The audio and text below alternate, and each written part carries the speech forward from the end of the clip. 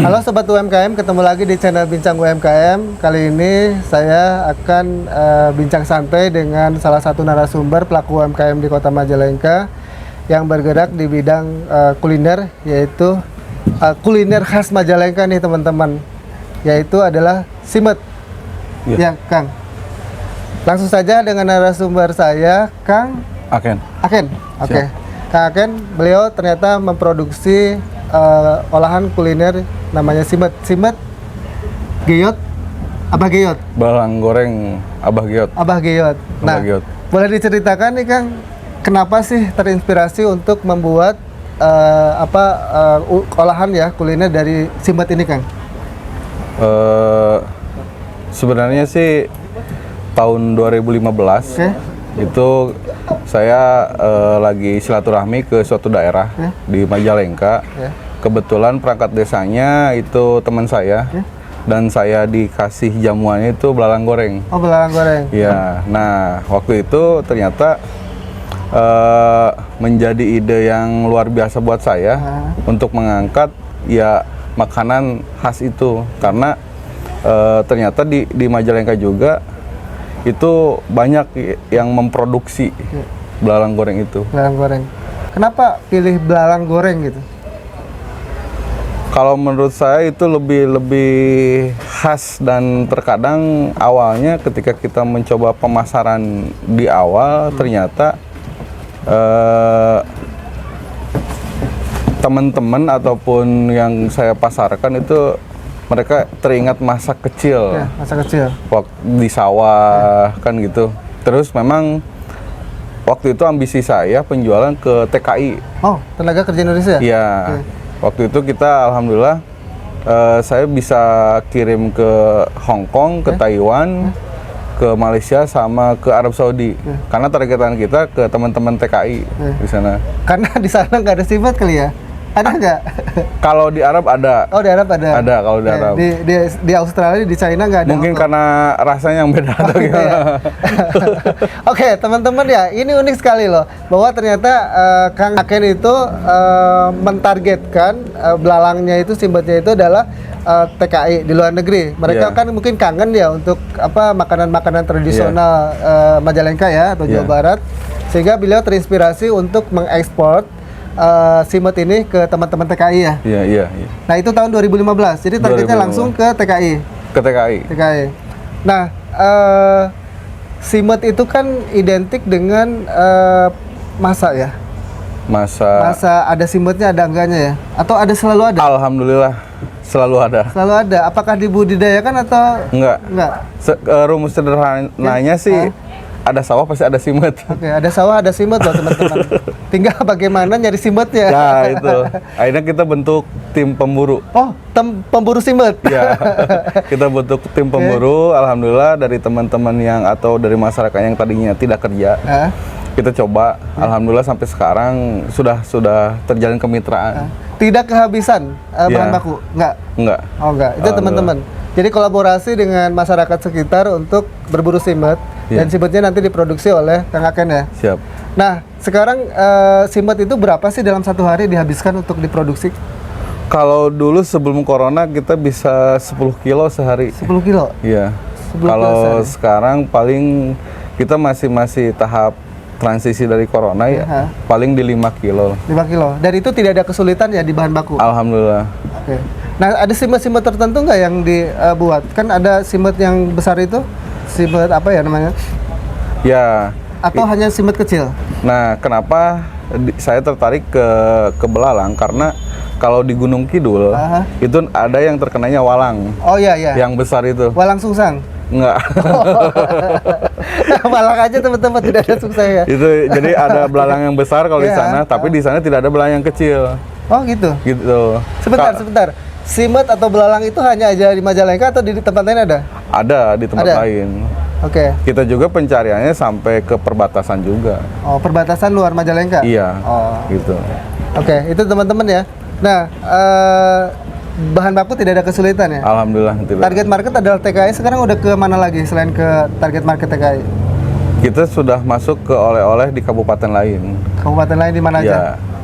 Dulu sebelum corona kita sudah masuk ke Bandung, Lembang, terus Cirebon masuk sekarang. Terus Kuningan masuk. Masuk. Oke. Ada kesulitan nggak terkait dengan pemasaran? Kalau pemasaran, alhamdulillah ya. Artinya mungkin karena kekhasan, terus keidentikan ketradisionalannya juga, akhirnya ya tidak ada masalah. Tidak masalah. Ya, artinya kan kita juga membatasi manajemen tentang apa namanya produksi kan. Bagaimana caranya si belalang ini 1 bulan atau sebelum 1 bulan itu harus terjual.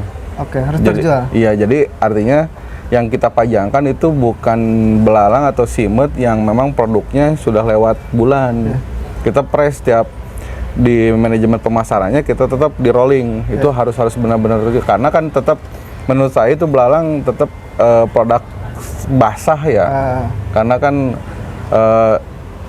artinya kalau bahasa Sundanya itu ada apek kalau kelamaan bau apek ya. Iya, apek kalau bahasa gitu. Sunda. Tapi alhamdulillah ketika kita coba kirim ke luar Jawa ataupun ke luar negeri tidak ada masalah. Oke, masa expired dari belang itu berapa lama, Kang? Kalau yang 3 bulan cukup. 3 bulan. Bisa 3 bulan, tapi dalam 1 bulan itu harus terjual. Oke. Gitu. 1 bulan berarti kan ada tengah waktu sekitar 2 bulan kan? Berarti pokoknya targetan saya, misalkan hari ini saya produksi 5 kilo ya. Itu 2 minggu paling lama itu, atau 1 minggu itu sudah keluar gitu. Ya, karena untuk mengurangi masa expired itu kan. Iya, tapi kalau secara uji coba itu kuat di 3 bulan. 3 bulan ya. Nah, pertanyaan saya nih, Kang Ken, simut itu kan kalau bagi orang luar Majalengka itu hal yang baru nih. Iya. Mungkin bisa orang-orang Jakarta gitu, kok ini ada belalang gitu dimakan gitu. Ada semacam testimoni nggak orang-orang baru gitu yang pertama kali makan simut?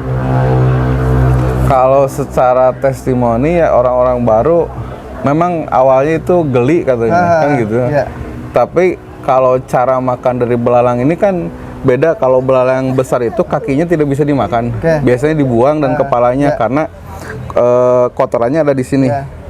Kalau belalang kecil itu lebih aman karena kakinya kita buat serenyah mungkin, kita produksi serenyah mungkin, akhirnya bisa dimakan dan aman. Ketika dimakan memang awal-awal geli, tapi harus 2-3 simut atau ekor ya dikunyah, tapi akhirnya banyak yang ketagihan sih. Nggak nyangkut di tenggorokan nih pertanyaannya? Alhamdulillah nggak ada. Nggak ada. Nggak bikin batuk? Alhamdulillah tidak. Oke. Nah, simut nih, kalau zaman dulu saya waktu kecil nih teman-teman, simut itu kalau ingin makan simut, ceritanya saya harus berburu simut di malam hari. Jadi ngobor lah bahasa Sundanya ya. Ngobor ke sawah, dapat simut, dimasukin ke ke botol ya. Terus baru besok diolah nih. Nah, kalau konsep yang Kang akan lakukan sekarang ini konsepnya seperti apa sih, Kang?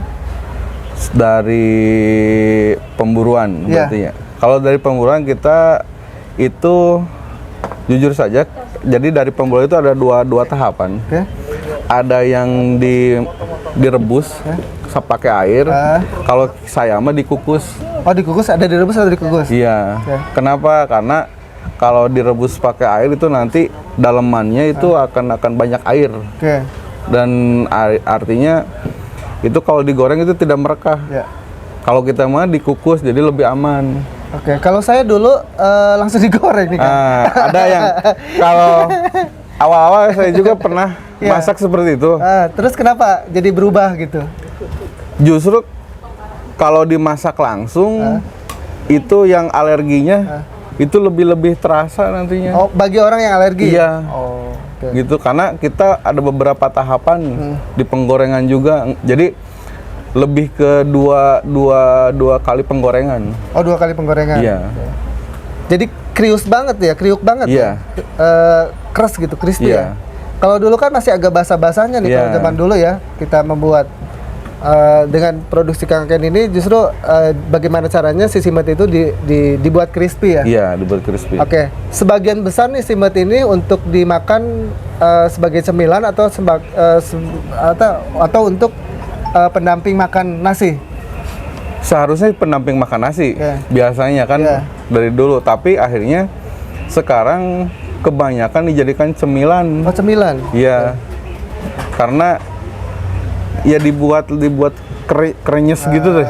Istilahnya kan kalau basahan mah kan kita pasti itu akan tidak akan lama ketika pengiriman keluar kota gitu. Dan itu kadang jujur aja kalau saya makan simet yang baru ditangkap, digoreng, itu tenggorokan gatel. Ya. Karena kan itu tidak melalui proses tadi perebusan dan pengukusan. Itu sih sebenarnya. Jadi tahapannya lebih panjang nih. Kang Aken lakukan lebih panjang karena tujuannya ya tadi meminimalisir resiko orang alergi ya terhadap benda gitu ya. Apalagi misalnya ada masalah di tenggorokan, itu kan alergi sensitif ya terhadap makanan-makanan tertentu. Beliau mengkolaborasikan dengan teknik yaitu beberapa kali ya untuk menciptakan satu produk ini ya. Kang, sekarang pemasaran kemana aja?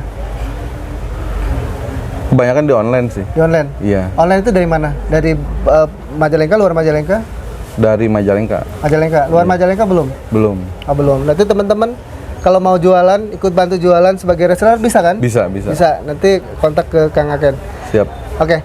Terkait tadi dengan belalang atau simet itu kan makanan tradisional Majalengka lah. Karena Majalengka tuh salah satunya terkenal dengan simet nih. Nah, kedepannya akan seperti apa nih yang dilakukan oleh Kang Aken untuk mengembangkan produksi simet ini? Kalau secara persimetan ya, secara abagio tetap mudah-mudahan menjadi suatu ikon Majalengka.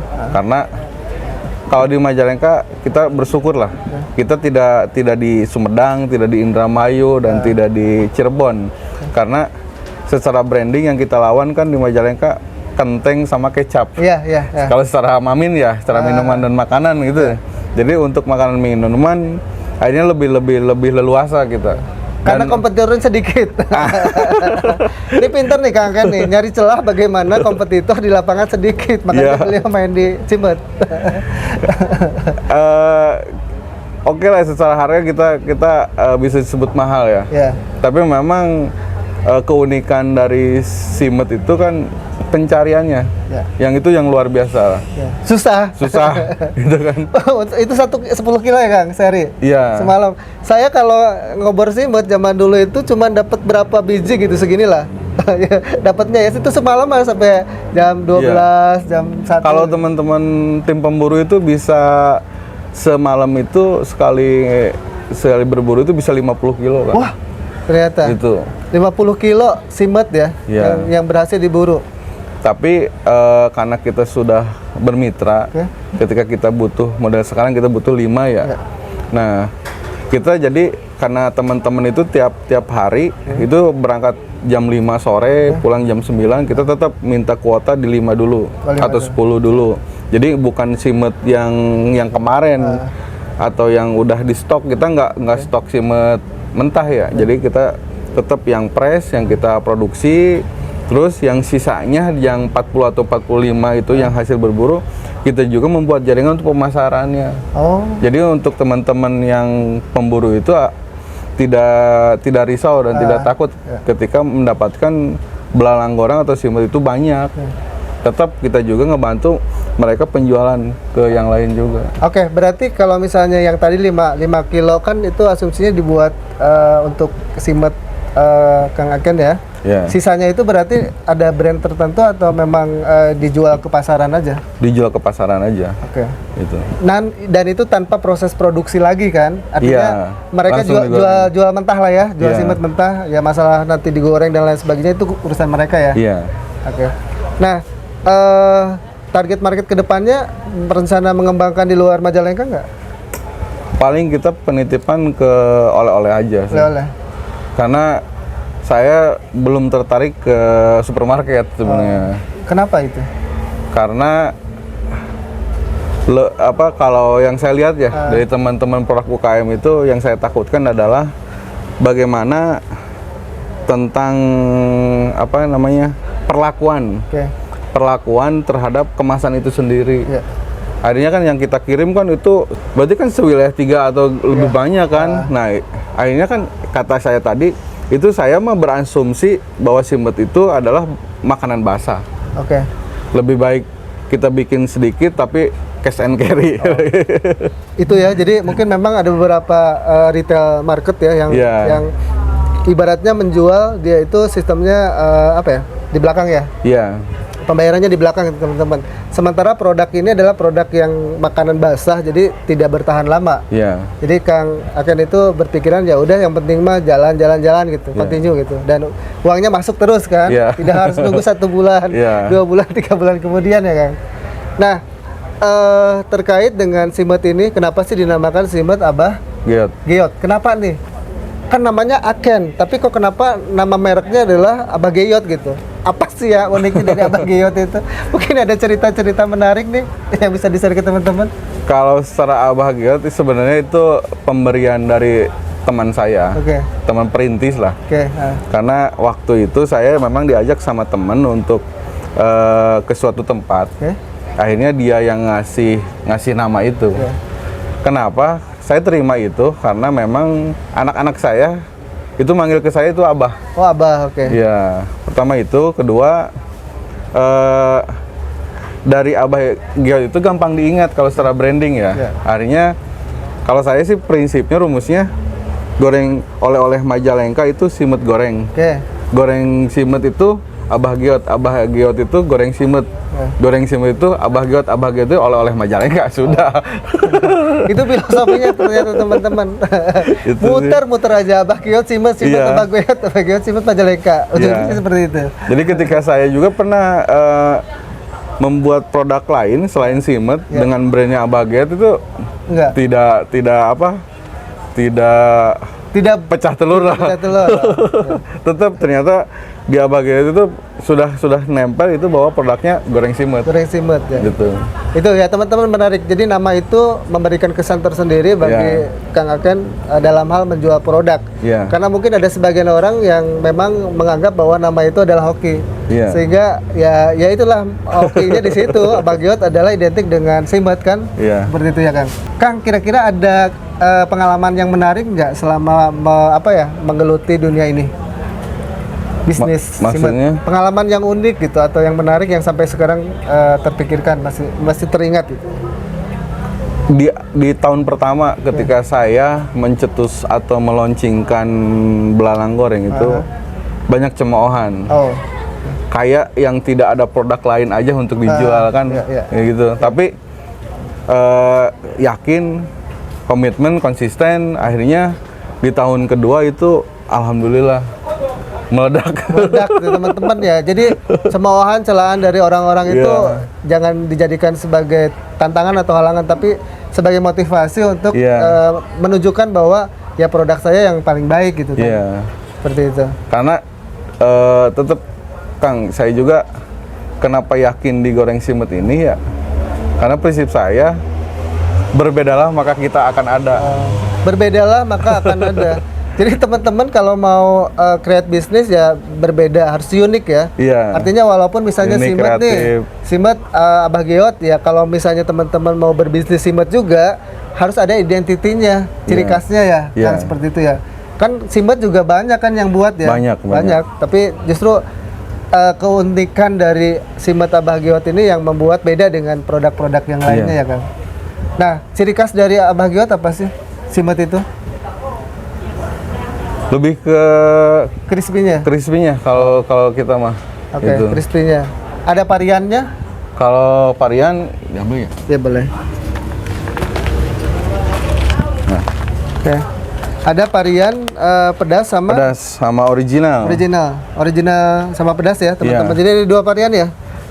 Kita mainnya di original itu di manis. Oke, di manis. Enggak di asin. Karena kalau di asin apalagi kita ditabur dengan garam, itu pengiriman kemana atau dengan lama itu akan lebih apek nantinya. Oh gitu. Ke makanannya gitu. Oke, teman-teman, tips buat dari Mas Aken buat teman-teman untuk mengembangkan usahanya seperti apa? Apapun yang kita senangi, apapun yang kita lakukan, terus bergerak jangan berhenti, itu aja. Terus bergerak jangan berhenti. Iya. Itu aja. Oke, itu teman-teman liputan kali ini dengan Mas Aken selaku ownernya Abah Geyot ya, Simet Abah Geyot, salah satu makanan khas Majalengka Semoga bisa memberikan inspirasi buat teman-teman sobat bincang UMKM. Siap. Maju terus UMKM Indonesia.